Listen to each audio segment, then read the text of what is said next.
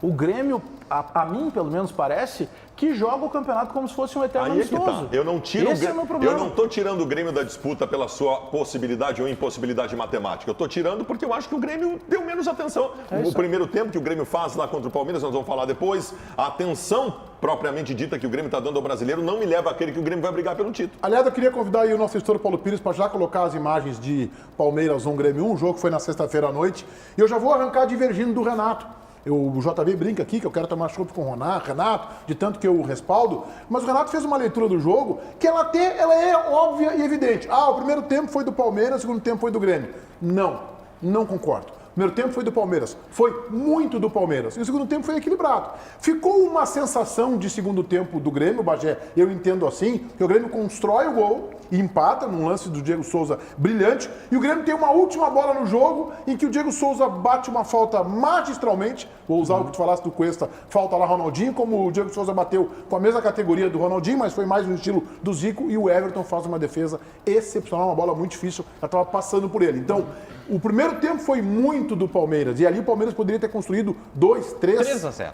4 seria um exagero, 3-0.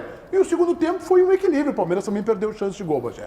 As minhas duas principais divergências com o Renato é, primeiro, a maneira que o Renato trata o Campeonato Brasileiro e as preservações que ele faz sem muito sentido, que eu usei lá o termo da Renatice, e o segundo são as entrevistas coletivas do Renato. Porque o Renato diz algo que não acontece. Eu concordo plenamente contigo, eu comentei pela Rádio Bandeirantes. O Grêmio no primeiro tempo tomou 3 bolas na trave e 2 intervenções magistrais do Vanderlei. Eu sei que o Everton fez 2 defesaças, só que o Vanderlei fez mais 2 que não tinha como defender no segundo tempo. Se o Grêmio tivesse tomado 5 do Palmeiras, seria completamente natural. Não teria nada de injustiça, não teria nada de erro de arbitragem, nada. Porque o Renato começa o jogo, o Renato tem algumas coisas básicas. E, doutor Paulo, o senhor que é o vice-presidente, o senhor é um conhecedor de futebol e um cara que está cada vez com a postura mais firme nas coletivas. Presidente, o doutor Paulo, se o Grêmio não engrenar nesse campeonato brasileiro, por exemplo, o senhor também vai ser cobrado assim como o senhor está sendo. Então chegue no Renato uma hora e diga assim: Renato, use o seu vocabulário tão rebuscado que o senhor tem, eu não tenho essa capacidade toda de repetir as suas palavras, seus termos, adjetivos utilizados, mas o senhor pega, por exemplo, e diga para o Renato assim: Renato, sabe por que o Matheus Henrique não está jogando bem? Porque o Matheus Henrique está jogando fora de posição, Renato. E aí o Renato inventou uma situação, ele não tinha o Lucas Silva e ele quer mostrar por A mais B, que quando ele não tiver o Lucas Silva, ele vai mostrar que ele não vai colocar o Darlan. E ele começou com o Tassiano. O Tassiano foi extrema pela esquerda, extrema pela direita, centroavante, meia esquerda, meia direita. O Jean-Pierre, num segundo tempo, se trouxe o Jean-Pierre para trás. O Jean-Pierre, com a falta de intensidade que ele está jogando, não vai ser lá atrás que ele vai resolver situações. Então tem coisas muito básicas acontecendo no Grêmio e parece que ninguém enxerga. Aí entrou o Maicon, que não jogava não sei quanto tempo, em 2, 3 bolas ele colocou o Luiz Fernando na linha de fundo, o Luiz Fernando cruzou, e se o Diego Souza tem toda essa capacidade que a gente sabe que ele tem de bola aérea, por que o Grêmio não tem uma jogada de bola aérea para definição do Diego Souza? Vocês têm um grande dilema. Então são dilema. Coisas palpáveis, como tu acabaste de dizer, cristalinas. Vocês têm um grande dilema que eu não sei como vocês vão resolver, porque eu já passei esse dilema com o D'Alessandro no Internacional. Vocês têm um jogador que consegue jogar 50 minutos numa partida, e que talvez às vezes nem isso, e que ainda é o melhor jogador de vocês. Que é eu vi o do jogo. Maicon? Eu vi o jogo. O Maicon entra no segundo tempo. Não, ele ajeitou o jogo. Ajeitou o Grêmio. Ajeitou o Grêmio. Só que é um jogador que tu não tem como contar com ele. Então eu não sei como é que vocês vão resolver isso. O ponto do Grêmio foi conquistado graças ao Maicon. Também o Vanderlei, mas já estava 1-0. Lógico que eu quero fazer, o Vanderlei também foi monstro, salvou o Grêmio, era para ser 3-0 no primeiro tempo, concordo com tudo isso, mas eu estou colocando a lógica de só empatou por contra o Maicon.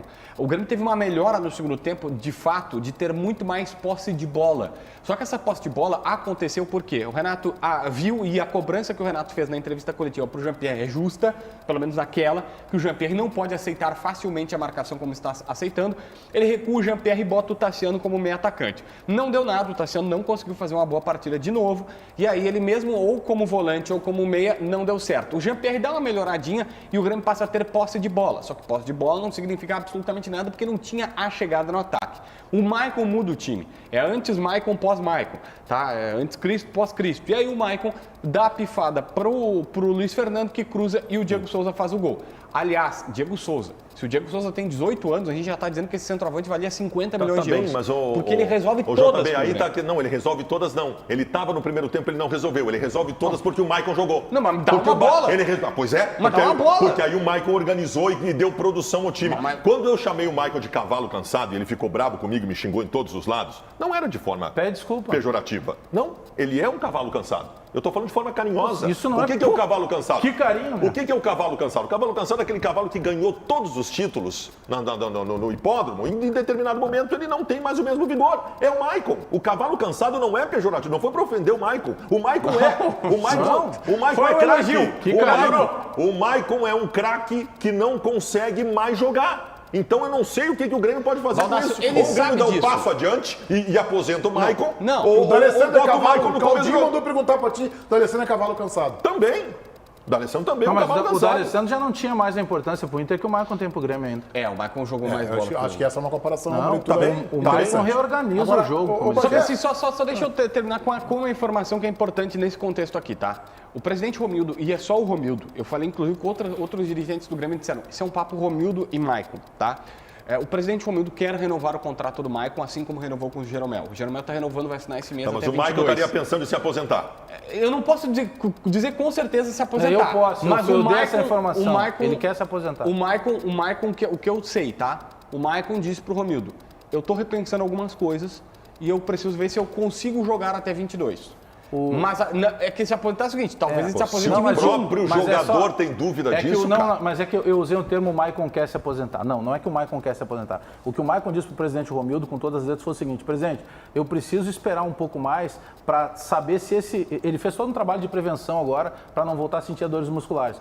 Ele deixou muito claro que ele não quer assinar um contrato, e aí, pelo menos na minha interpretação, parabéns pro Maicon, pena que a gente não tem outros jogadores assim. Ele não quer assinar um novo contrato com o Grêmio e fechar um ano vivendo no departamento médico. médico. Se não vai cumprir. Ele quer assinar se ele realmente chegar à conclusão, pelos preparadores físicos, que ele vai ter condição de jogar em alto nível. Mas deixa eu perguntar para vocês então. Já aconteceu isso no Grêmio. O Maicon já passou um ano fora.